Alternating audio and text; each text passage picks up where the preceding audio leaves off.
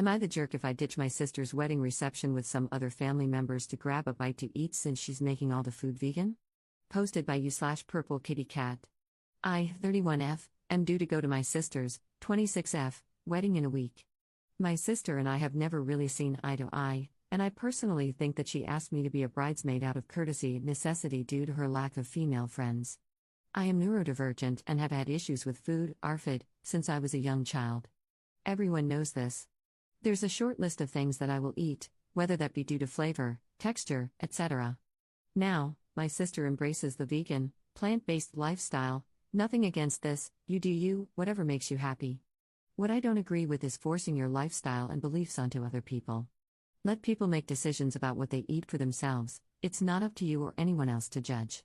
There are many reasons why people choose to eat what they eat: allergies, intolerances, religion, beliefs, neurodivergence, medical reasons, medication, or just plain preference. Now, I've recently found out that my sister has opted for an entirely plant-based menu for her wedding. The menu has been released, and I'm having anxiety about attending because there isn't even so much as a side dish that I will eat.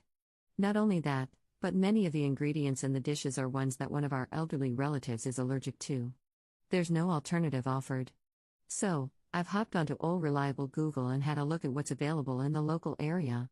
There's not much, it's pretty remote, but there's a restaurant less than a 10-minute drive away from the wedding venue. Would I be the jerk if my immediate family and I disappeared for an hour or so during the reception to eat food that we can actually eat? Top/relevant comments. Commenter. Not the jerk, be an adult. Contact your sister and say the menu looks great, but due to your condition, there's nothing on it that you can eat. Emphasize that you're keen to support her on her most important day. Ask what she would prefer. 1. You bring some food you can eat with you, or 2. You nip out to the place 10 minutes away, eat, then circle back. That puts her on notice and gives her some input. If she doesn't go with either option and suggests something inappropriate, just give a neutral okay and do what's best for you on the day. For the record, text her a day later, saying you know she's busy and thank her for listening to your concerns about there not being anything on the menu at her reception that you can eat without getting sick. Ops response. I did exactly that. Thanks for the suggestion. She had a fit at our parents and is ignoring me. I mentioned the allergies in the group and claimed she didn't know, it was on the RSVP that she neglected to read.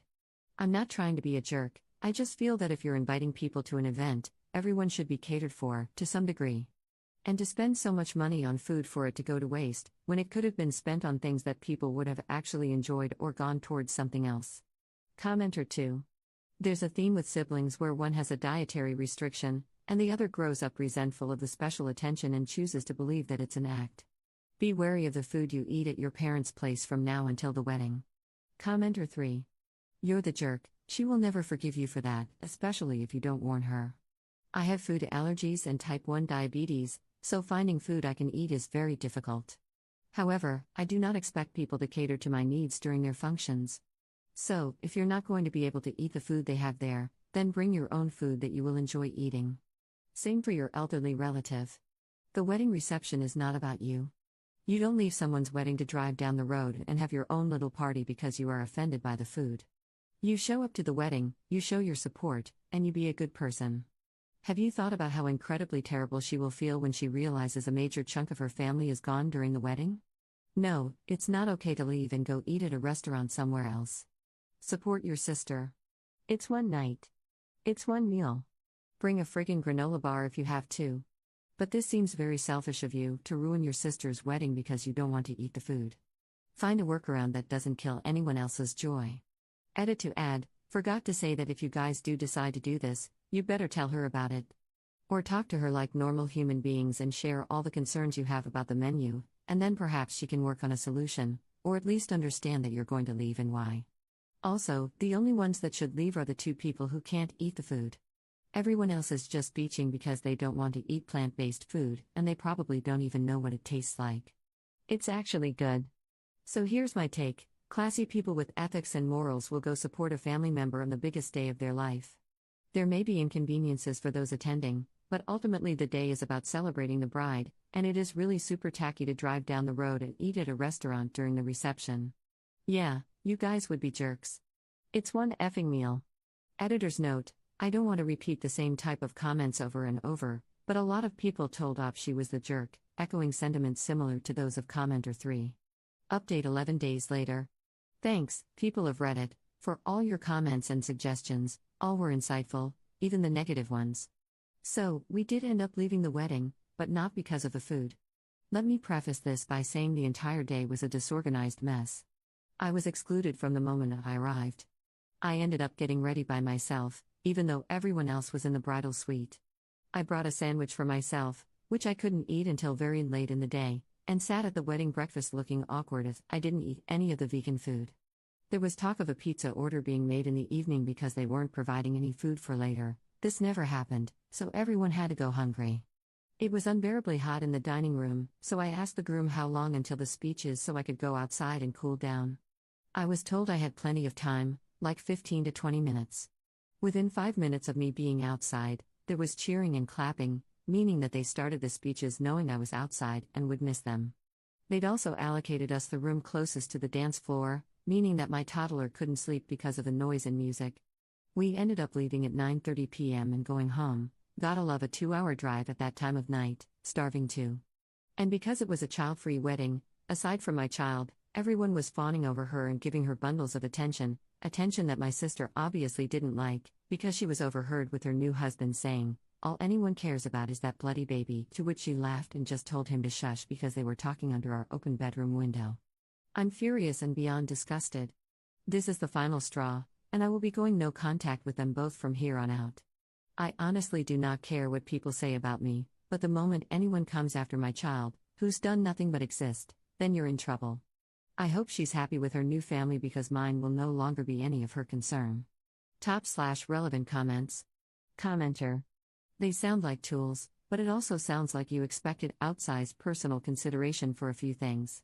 You could have asked the hotel to move your room, ordered your own evening food or stopped at a market if you were hungry, and brought sufficient alternatives, knowing the meals provided, like the breakfast.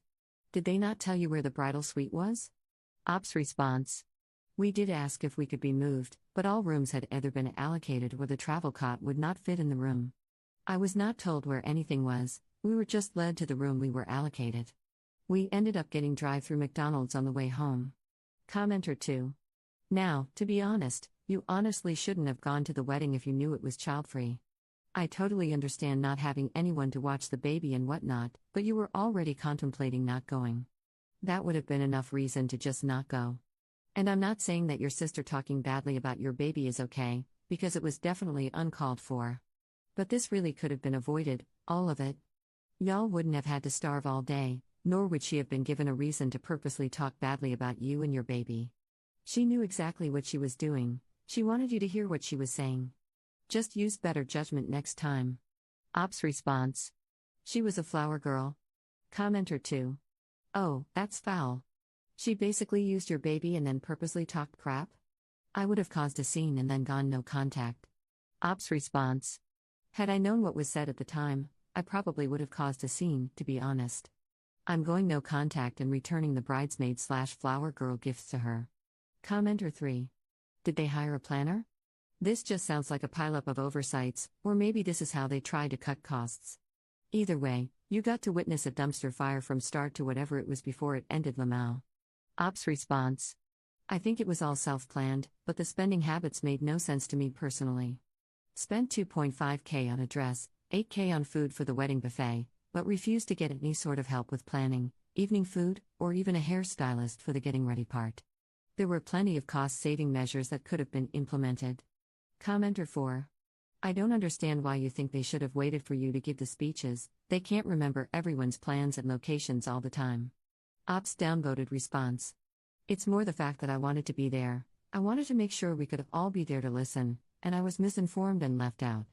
Commenter 5. Do you think that might have something to do with you constantly finding fault with everything and anything? Grow the F up. It's not your day. Op's downvoted response. So, being purposefully left out and starved, plus hating on a baby, is okay in your book, gotcha.